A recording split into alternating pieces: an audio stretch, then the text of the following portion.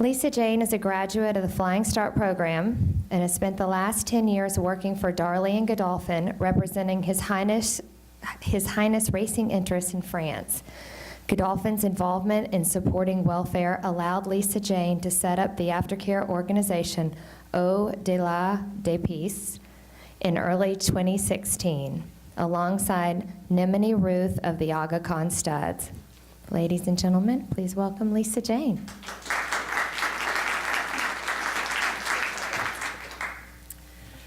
Well, I've given plenty of presentations in French, so I'm absolutely delighted to be speaking in English. But Dr. Ito, that is just incredible to, not just the content, but your presentation as well. It's just so heartwarming. Anyway, good morning, ladies and gentlemen.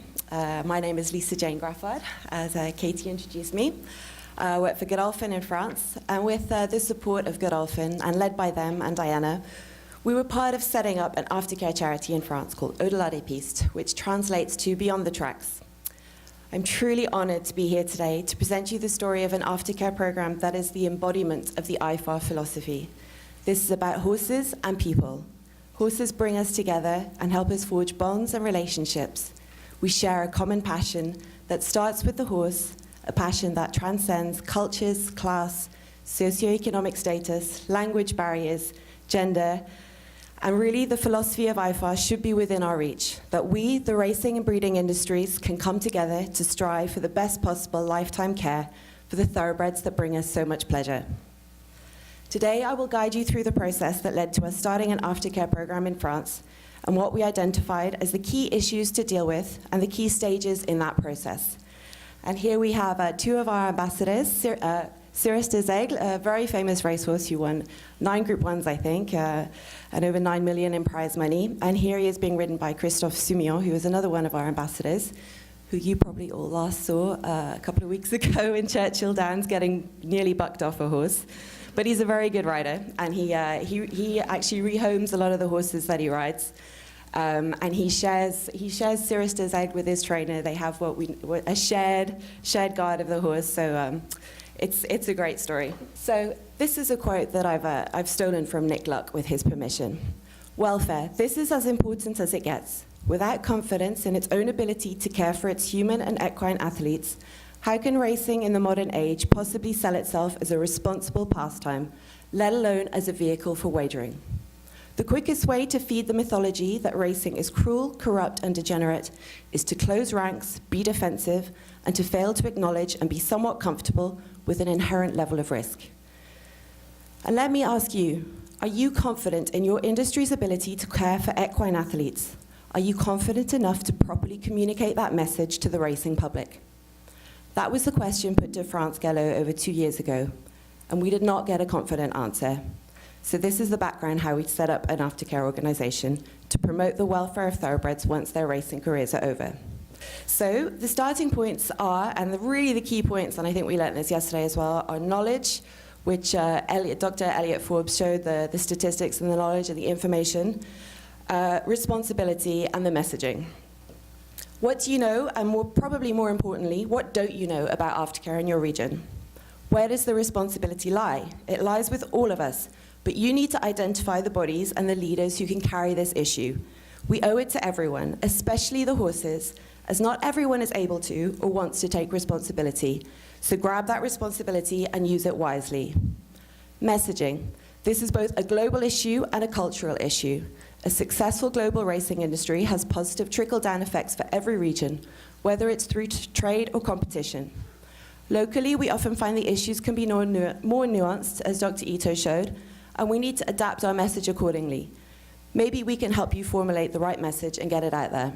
So image, this is racing in France. Racing has a very bad image in France. Horse lovers and members of the public see a cruel sport, which is contrary to facts and research. Racing is much more tightly regulated and controlled than any other equestrian activity. French people love horses.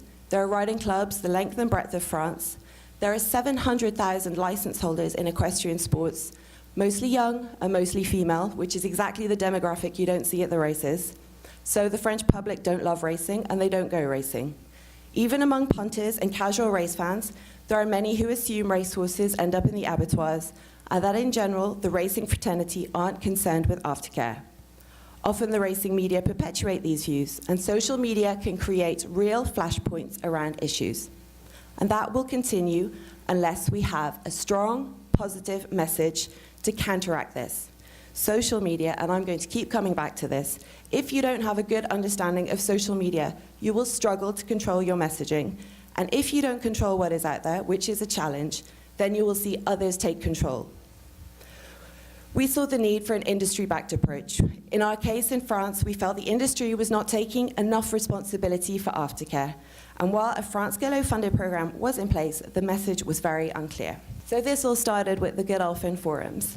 In October of 2015, Nemani Ruth of the Aga Khan Studs, Elizabeth Dumaine, Jennifer Toomey, and I attended the Godolphin Forum in Kentucky. We came as ministers without a portfolio. We considered ourselves knowledgeable, part of a like-minded group of people, but without much to share from our perspective.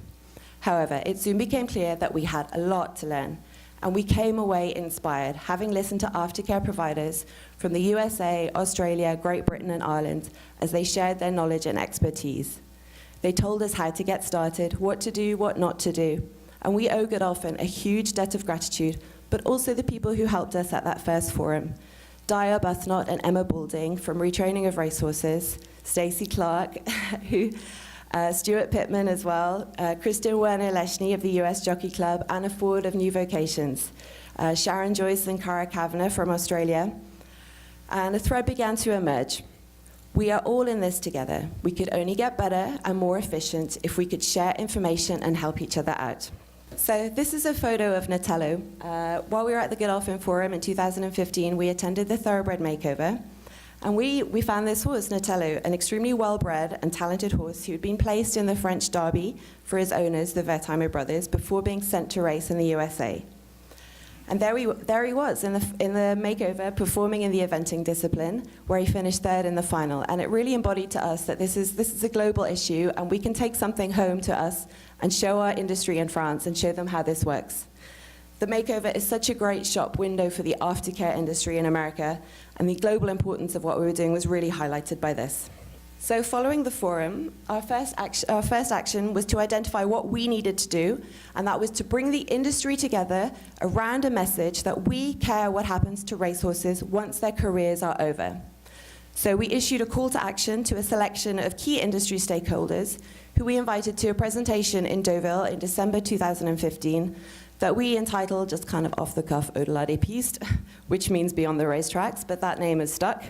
And from that call to action, we put together a small but influential steering committee. We needed the right blend of passion, commitment, and influence to get the issue of aftercare pushed up the agenda. This committee met every 2 months through 2016 to advance and refine the objectives and to figure out what the best course of action was. So this is just a little bit of the logistics. So last year, in 2016, Au-delà des pistes became a registered charity, and we appointed a president and a board, and we stuck with the steering committee. We spent quite a bit of time working out what structure we would set, and I would say when you're starting out, really invest in that. Get advice, work out what you want to be and where you're going. We became a charity under French law, the 1901 law. But we needed all that in place before we went back to France Gallo to present them our project. And we have a project manager as well, but I'll talk to you about our project manager, Maureen, a little bit later on.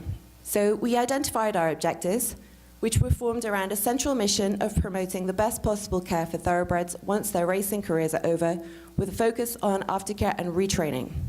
Individually, those objectives were raise awareness within the racing industry of the possibility for horses once their careers are over, promote the thoroughbred as a versatile athlete capable of adapting to a second career, accredit retraining and rehoming facilities to ensure standards of competence, to ensure credibility, transparency, and traceability, support vulnerable horses in crisis situations, and raise funds from the whole industry. Aftercare is a shared responsibility. We are all implicated. And we like to facilitate the transition of thoroughbreds into second careers. So that's really, we want to offer a service both to the racing industry and to the aftercare providers. So to achieve the first two objectives of raising awareness within the industry and promoting the thoroughbred, and at the behest of France Gallo, we organized a retrained racehorse day at Deauville in August 2016. We had 3 months to organize, and we were all in full-time employment in the middle of the racing season, coming up to the sales season. So the first thing we did was to seek funding for some human resources, which was our project manager, Maureen Thévenet, who is still with us. And then we got marketing and communicating on the event. France Gallo were very involved and very helpful, and together we identified Deauville as the perfect racecourse to do this. And we all worked closely together on the logistics and the planning of the event. With a program that was detailed to the very last second, we put together a list of 6 different demonstrations between each race. These demonstrations included ex-racehorses performing natural horsemanship, polo, dressage, show jumping, and horseball. The highlight of the day was a parade of champions, including the winners of over $20 million in prize money, including Cyrus Deseg, Casbah Bliss, Prince Bishop, African Story, and Papineau. And those are the polo players in the parade ring. So the day was a huge success, and this was down to lots of things. A passionate team of volunteers, superb organization, excellent communication on social media, and great images to share. We actually have a photographer, a girl called Susanna Lupa, who you may have heard of, who's recently profiled in the TDN. And when we launched Au-delà des Pistes, she was the first person to come to us and say, I love the project, please can I work for you? So she takes all our photographs for free, and that has been one of the greatest resources that we have. These photos went completely viral all over the world. It was a real story of interest that got picked up by the racing media all over the world: France, Ireland, England, Australia, Japan, South Africa, the USA. And France Gallo, I have to say, we're impressed that we could achieve what we could achieve with a tiny budget and a commitment to the cause. Racing professionals and casual racegoers were thrilled to see horses looking so well and happy in different disciplines, and it also provided an excellent spectacle between races, keeping the public engaged. And that was a real secondary benefit that we hadn't counted on, but people stayed engaged in that dead time between races, which can often drag on. They were watching horses engage in the whole day. So the communication via social media with diffusion of images is a key element to getting a message out quickly. But that message must be one that you have confidence and faith in. So that was really the beginning for us, because once we launched that day, everyone was looking to us to provide all the solutions. So this year we have committed to 5 more retrained racehorse days. The first of those days is next week on May the 25th at Le Lion d'Angers, a racecourse in the west of France, which is probably the most horse-centric part of France. And this gives us a chance to meet a wider audience. It is so important to overcome the image that thoroughbreds can't be retrained, to show their adaptability, versatility, willingness to learn, to be trained in new disciplines, and that with a little time off the track, many settle down and change, physically and mentally. In fact, if you take the horses that came to Deauville last August, they could have come from 6 different breeds, such that their physical appearance has changed. Although if they have one thing in common, it's their intelligence and their willingness to adapt. So by putting on these days throughout France, we hope to offer local retrainers and aftercare providers the chance to promote their work, and they will gain wider recognition, and the networking opportunities between the communities will hopefully increase. We also hope to, and we've started accrediting retraining and rehoming facilities to ensure standards of competence, to ensure credibility, transparency, and traceability. So safely transitioning horses into a second career is crucial. It can help avoid further welfare issues down the line. We want to be sure that retrainers will give horses the best possible chance of having long, active lives, but also that they will work alongside the racing industry to improve welfare and aftercare at every step of the way. As part of this process, we have put in place an aftercare charter that we asked retrainers to commit to. It was a huge issue for so many racing professionals, where to safely place a horse once their career was over. Everyone fears the horror story of one of their ex-chargers ending up in the abattoir, so they need to be confident in their choices. Trainers, we found, are busy and don't necessarily have the resources to devote time to it. It's a time question more than anything else. And owners, especially in France, can be very removed from the problem because a lot of our owners are based overseas, and logistically they just don't have anywhere to place the horses. So the charter is currently being given the once-over by our legal advisors, but it covers the welfare charter put in place by all the equestrian bodies in France, and the individual structure commitment to welfare, traceability, and accountability. And so, in turn, we will work closely with them to communicate, promote, and to provide them with legal and financial advice and support. We're not actually going to give them money, but we will try and help them as much in kind as we can. So these are 2 images from our first 2 accredited structures, which will be announced shortly. But they're 2 of the main, most high-profile retrainers in France. Raising funds from the whole industry. Aftercare is a shared responsibility. We are all implicated. One of our main objectives has been to put in place a sustainable funding model with the whole industry represented in the model. So to start with, funds were raised via membership, and our two founding members were Godolphin and the Aga Khan studs. Thanks to the generosity of His Highness Sheikh Mohammed and His Highness the Aga Khan, who are both horse lovers and also visionaries in that they see the need for important initiatives like these for the long-term benefit of the industry, they both carry the weight of their responsibility with pride and passion. Our goal is to have an obligatory minimal deduction from France Gallo account holders, and it's one that we remain in pursuit of. But unfortunately, the economic and political climate, both within France Gallo and in the wider global French government, has put some obstacles in our way. But we remain undeterred, and this is a very live topic with ongoing consultation with France Gallo. To bridge this gap and to formalize our relationship, France Gallo have offered, but it hasn't appeared yet, a small donation for 2017, and we've decided that we will put that money directly towards horses in need and not use it for any of our other objectives. So this is how we've been funded so far. We've raised funds through sponsorship for various actions, including our Retrained Racehorse Day. We have used a lot of free services. We have a lawyer who works for us for free, an accountant who works at a reduced rate. Their expertise has been essential, and I would suggest to anyone to get legal and financial advice right from the beginning. We encourage membership at entry level, so 20 euros is the starting point. But this isn't about raising funds. This is about encouraging members of the wider equestrian community to dip their toe into racing by supporting a welfare charity. And this is, we're trying to create this community and get these people really involved in racing, and for them to come to us as well and tell us what they think and give us their feedback and to engage them.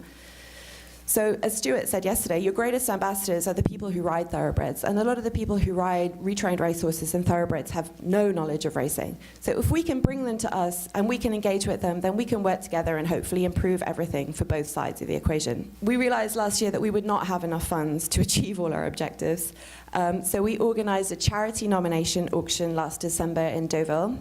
The stallion farms from all over Europe and the breeders from all over Europe, they really came up trumps for us, and we raised over 280,000 euros.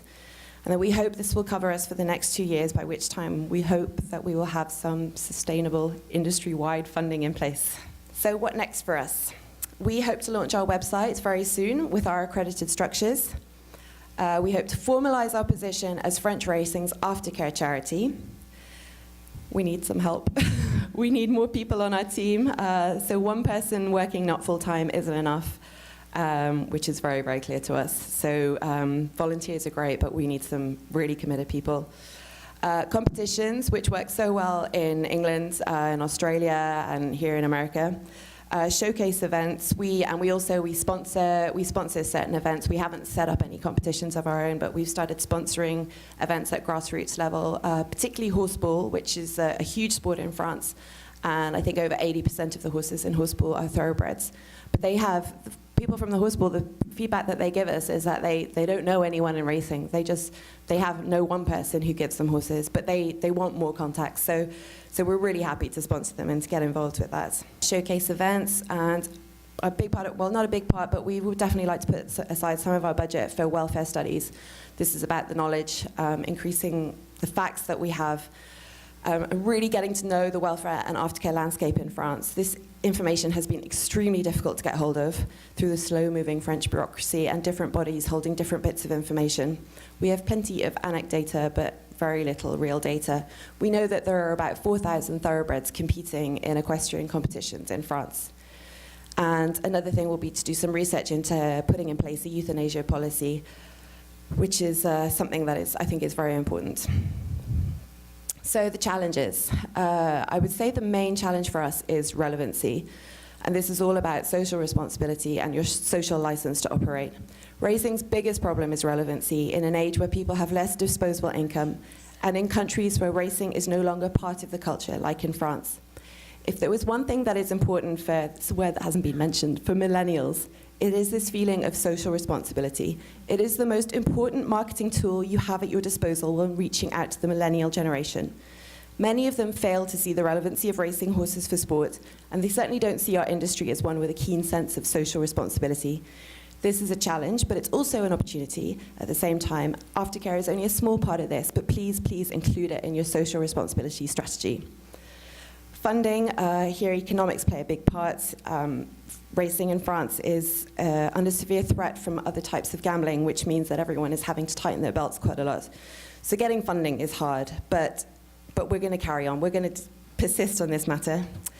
Identifying the problems. Often it's not stage one aftercare, but it's the second, third home after racing, the vulnerable horses, and those are the ones that are really hardest to reach, but those are the ones that we really need to reach. Traceability, I've got this on both sides because it's also an opportunity. It's something that we really want to work towards. Horses move out of the tightly controlled and regulated system into a completely unregulated system. We live on a continent with very porous borders, so horses with a non-racing agreement in France can go to another country and race, which is very, very difficult to enforce. But this is something that we're really, really working hard and lobbying for. We've been in touch with the European Horse Network, and we're going to present to them very soon to work on this matter. Workload, as I said, we need more manpower, or woman power. Actually, more manpower because it's pretty much all girls.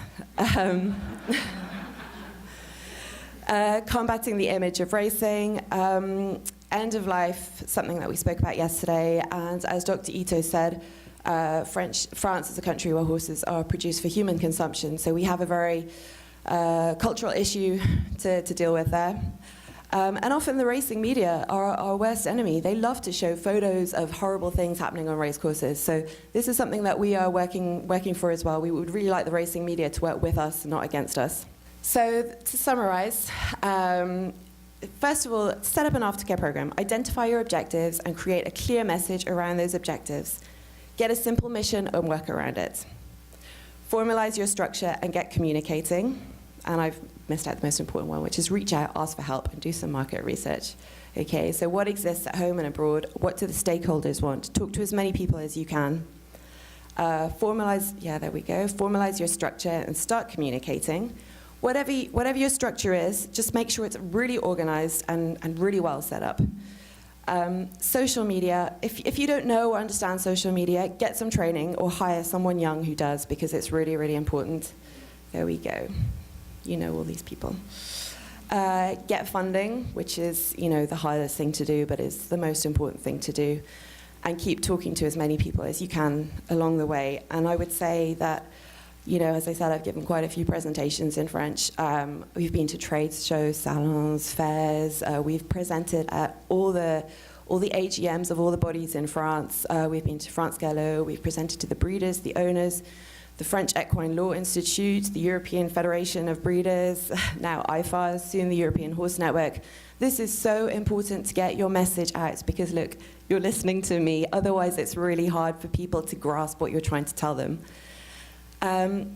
And you really need to meet as many people from across the industry as well, and get their support. So if you can turn to people and say, we've got Dali, we've got Godolphin, we've got the Aga Khan studs, we've got Wertheimer, we've got Judmont, we've got Al Shakab. We've also got that provincial trainer who trains, 80 horses, but no one really thinks about him as someone caring about aftercare. Well, he really does care about aftercare. And even the big trainers, like someone like Andre Fabre, he's been right on board from the beginning. And I placed a horse for his wife last week, which has been great. Find out what the stakeholders want. Our aftercare providers have been great in helping us define our accreditation process, because we went to them saying, we're not going to give you any money, but we've got this pile of papers that we'd like you to fill out. And they said no. So we just said, as long as you commit to the most important parts of welfare, that is really what we want to see, and we in turn will help you as much as we possibly can. And this is really the most important thing. So when I do this, I usually do Australia and Great Britain, but I added in Canada and Argentina because I thought, Pan Am conference and everything. We're missing information everywhere throughout the world, and this is why we are here. This is why there's the Pan American Racing Conference, and this is why IFAR exists. This is why the IFHA exists, is so that we can fill in these gaps, and we can all work together to fill in these gaps. And I would just like to say thank you very much. This is one of our wonderful photos from Susanna from the horseball competition that we sponsored in March this year. And I would like to say, if you have any questions, please don't hesitate to ask, and if there's anything we can do to help. But actually, I would like to say, if you have any advice, I would very gratefully receive it. Thank you very much.